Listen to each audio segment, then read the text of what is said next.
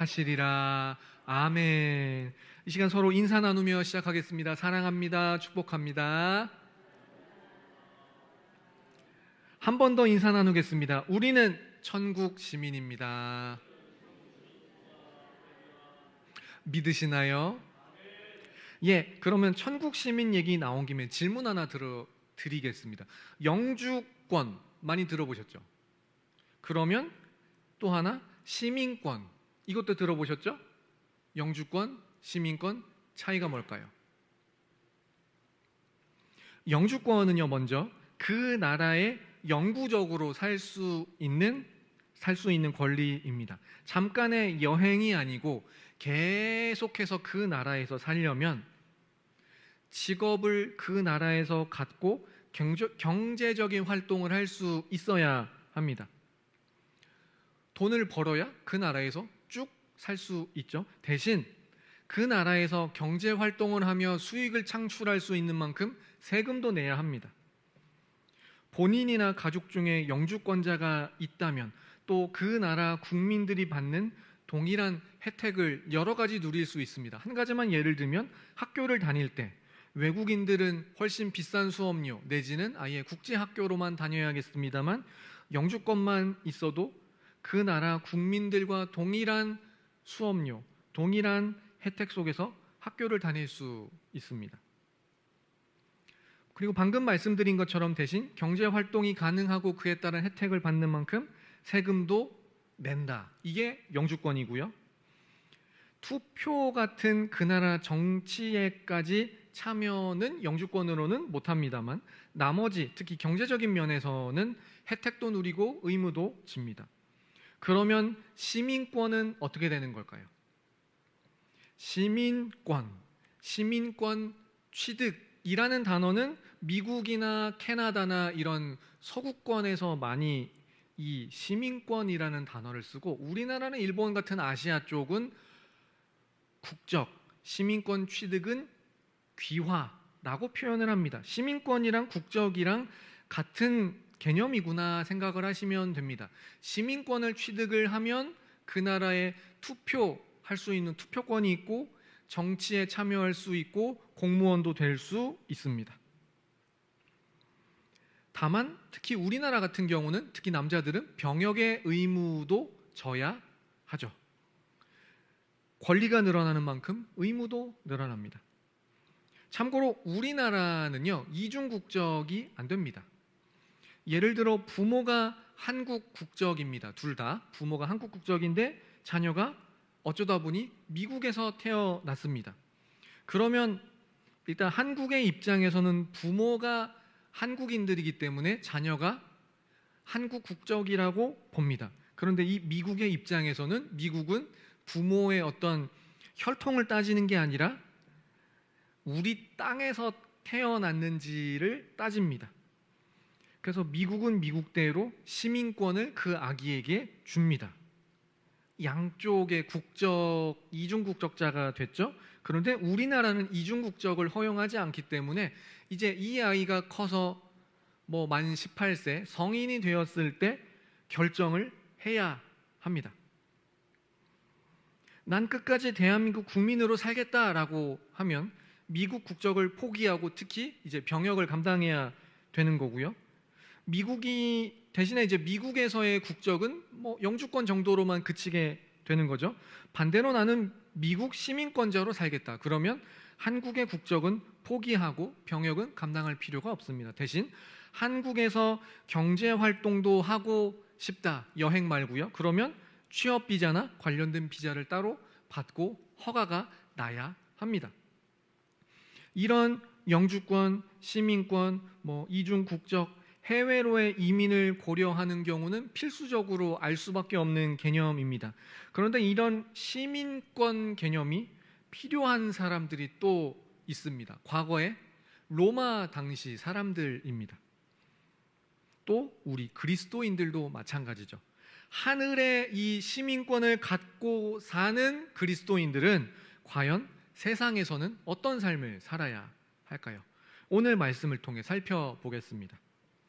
최종적으로 이 하늘의 시민권을 말하기에 앞서 바울은 먼저 오늘 본문에서 의외의 발언을 합니다.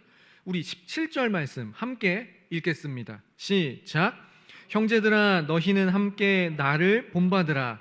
그리고 너희가 우리를 본받은 것처럼 그와 같이 행하는 자들을 눈여겨보라. 아멘. 17절 상반절에 바울이 한 의외의 발언은 너희는 나를 본받으라입니다. 지금 바울은 예수님을 본받으세요가 아니고 그렇다고 자신을 낮추는 겸손도 아니고 나 바울을 본받아라 라고 합니다. 우리가 아는 바울은 자신을 예수 그리스도의 종, 이 종이라는 말은 바꿔 얘기하면 노예입니다. 예수 그리스도의 노예로 소개할 만큼 상당히 겸손한 사람으로 우리가 알고 있습니다. 실제로 빌립보서 1장 1절도 딱 그렇게 시작을 합니다. 예수 그리스도의 종 바울이라고 시작을 해요. 그런데 지금 바울은 나를 본받아라, 나 바울을 본받아라 라고 합니다. 어떻게 된 일일까요? 자신이 대단한 사람임을 바울 스스로도 알기 때문일까요? 17절 하반절에 그 단서가 있습니다. 너희가 우리를 본받은 것처럼 그와 같이 행하는 자들을 눈여겨보라. 상반절 하반절을 다시 정리해보면 먼저 너희는 나를 본받아라 했고요. 다음으로 너희가 이제 바울뿐만 아니라 우리를 본받았다. 그런 것처럼 마지막 세 번째 그와 같이 행하는 자, 바울과 바울의 무리들, 예컨대 디모데나 에바브로디도 좀 더 포괄하면 빌립보 교인들까지도 될 겁니다. 우리 같이 그와 같이 행하는 자들까지도 잘 눈여겨 봐라 라고 합니다. 그러니까 본받는 개념이 먼저 바울 나를 본받아라, 그 다음에 우리 바울의 나뿐만 아니라 우리 일행을 본받아라, 그리고 좀 더 포괄해서 성도들 그와 같이 우리 같이 행하는 자들까지 잘 눈여겨 봐라 라면서 본받을 사람들의 개념이 확장되는 것을 볼 수 있습니다. 바울은 지금 단순히 바울 자신을 마치 교주를 떠받들듯이 그렇게까지 본받으라고 하는 것은 아닌 것 같습니다. 바울과 그 지체들의 행함, 그리고 그와 같이 행하는 자들을 눈여겨보라 라고 합니다. 바울의 행함, 바울과 그 지체들의 행함, 그리고 그와 같이 행하는 자들의 그 행함을 본받고 눈여겨본다. 그러면 그 행함을 본받고 눈여겨본다고 했을 때 바울의 행함이 어땠을까요? 우리 빌립보서 3장 7절과 8절 말씀 함께 읽겠습니다. 시작. 그러나 무엇이든지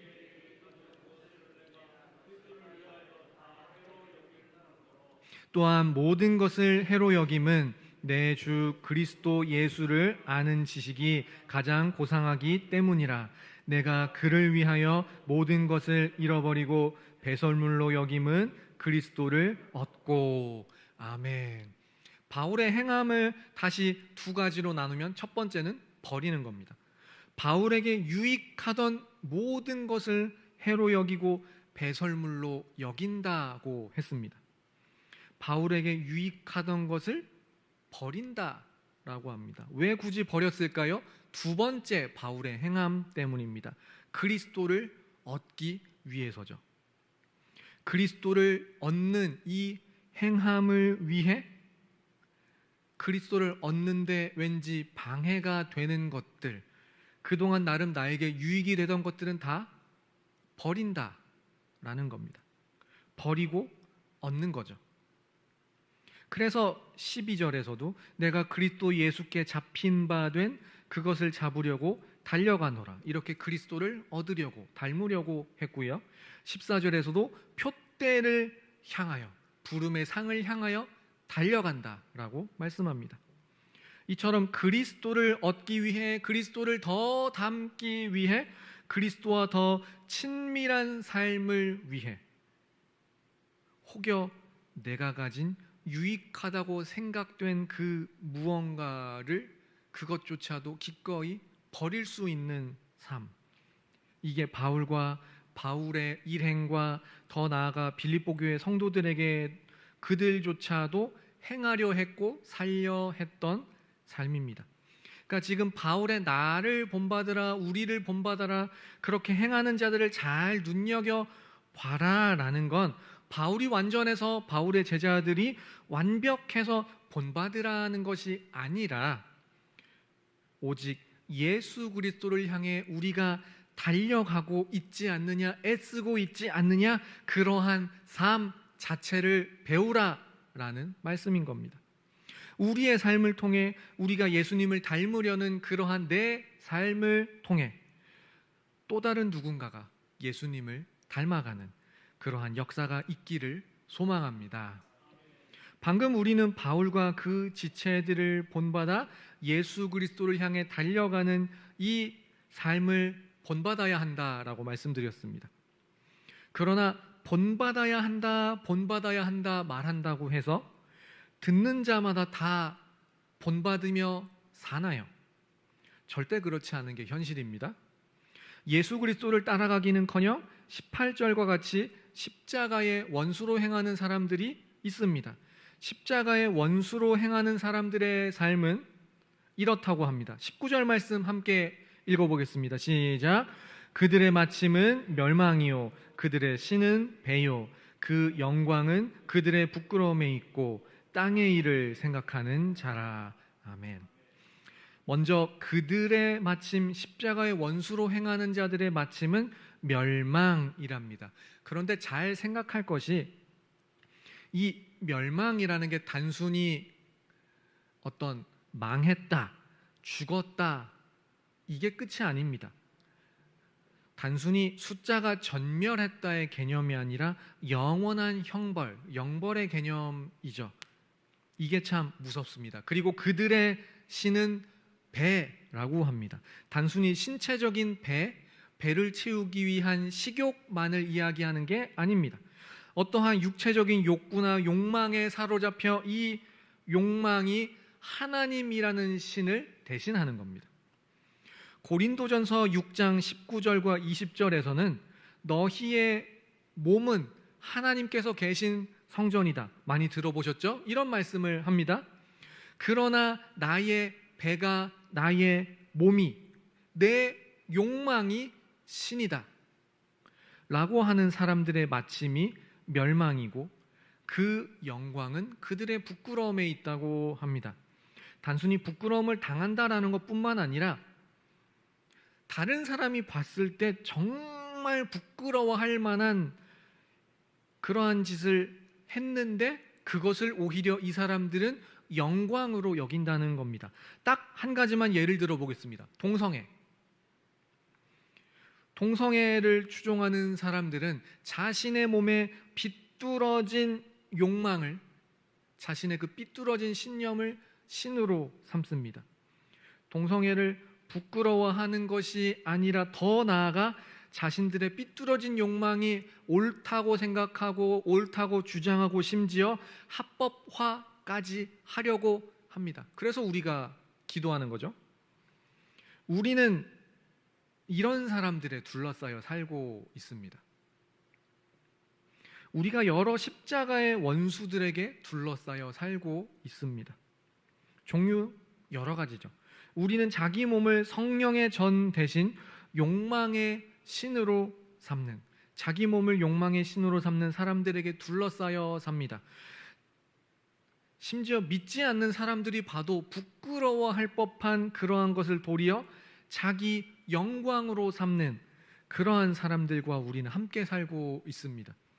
비록 우리의 시민권은 하늘에 있지만 실제 우리는 아직 이 땅에 살고 있습니다. 그래서 바울은 빌립보 교회 성도들을 향해 18절에 눈물로 권면한다고 하며 우리가 가진 하늘의 시민권을 다시 상기시키려 하는 겁니다. 이번에는 20절 말씀 함께 읽겠습니다. 시작.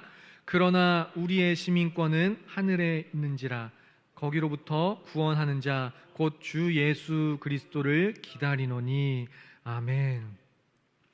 앞선 문단입니다. 12절 이하에서는 바울은 예수 그리스도를 잡으려고 달려간다고, 예수를 닮고자 더 가까이 달려간다고 이제 그런 모습을 보였습니다만, 이번에는 다른 단어, 다른 이야기, 시민권에 대한 이야기를 합니다. 예수 그리스도를 향하여 달려가는 그 걸음, 예수님을 향하여 더 가까이 가려는 그 걸음에 대해 시민권에 대한 이야기를 합니다. 왜 하필이면 다른 표현이 아니고 시민권일까요?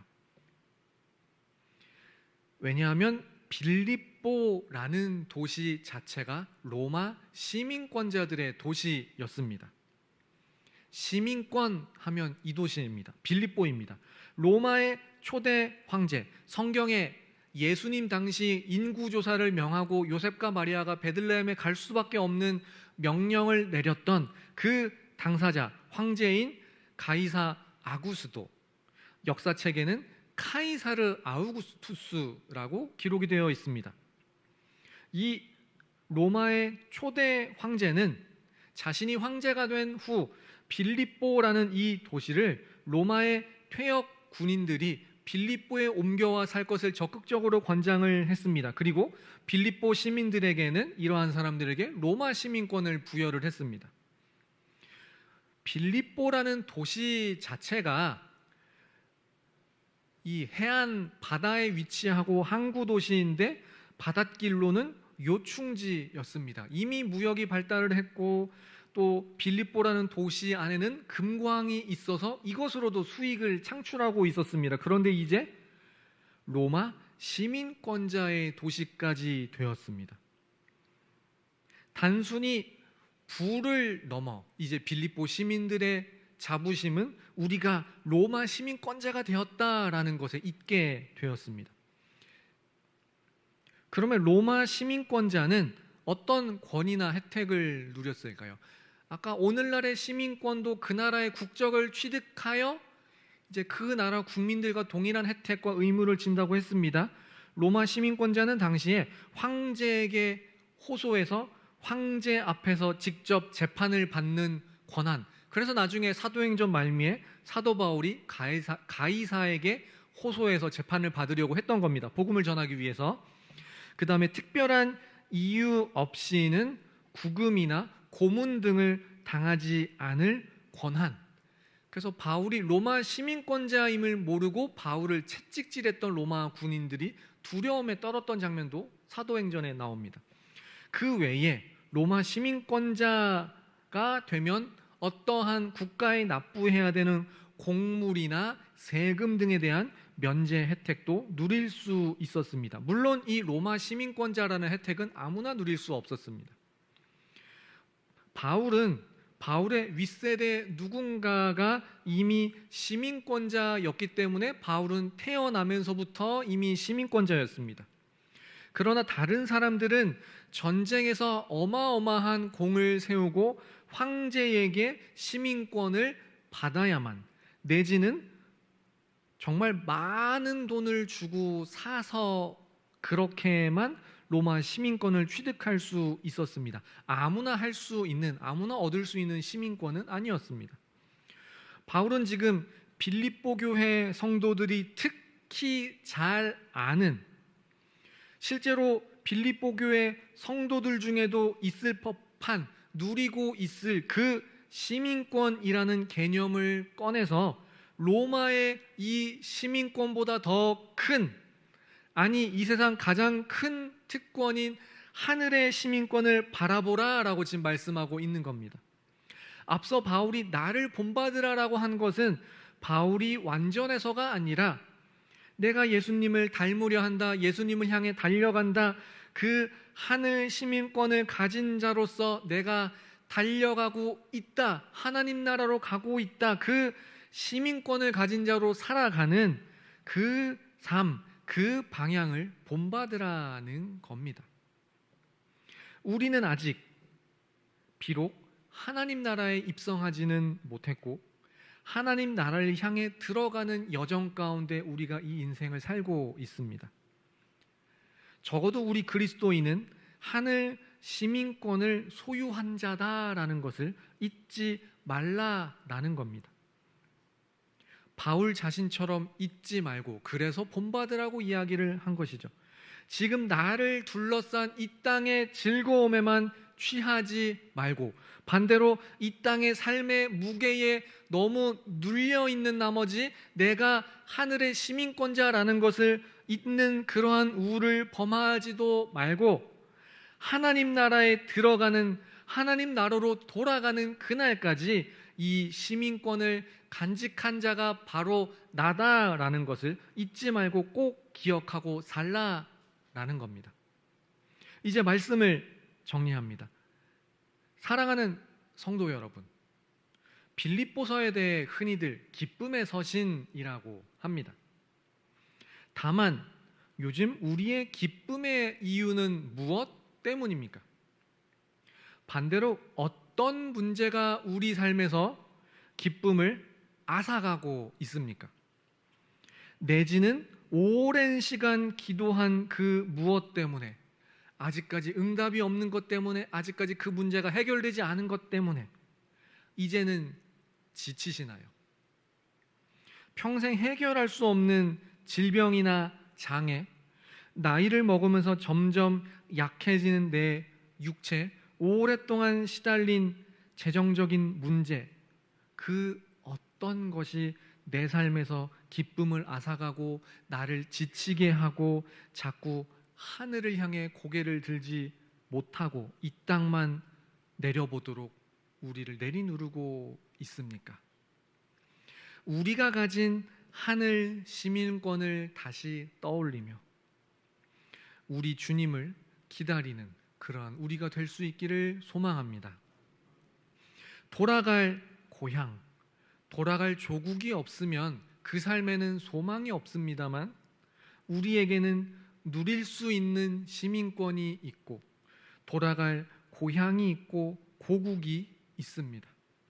바울이 말한 나를 본받으라 라는 것도 바울 자신의 삶, 고난, 그 모든 것을 통해 하늘 시민권을 떠올리며 하나님 나라를 바라보라 라는 겁니다.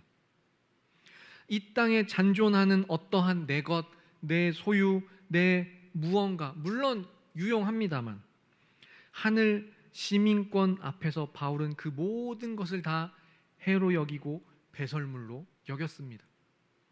이 땅의 그 무언가가 나의 마음까지 빼앗지 않도록, 뺏기지 않고 다만 주님 기다리는 하나님 나라 시민권자로 살아가는 그러한 우리가 될 수 있기를 소망합니다.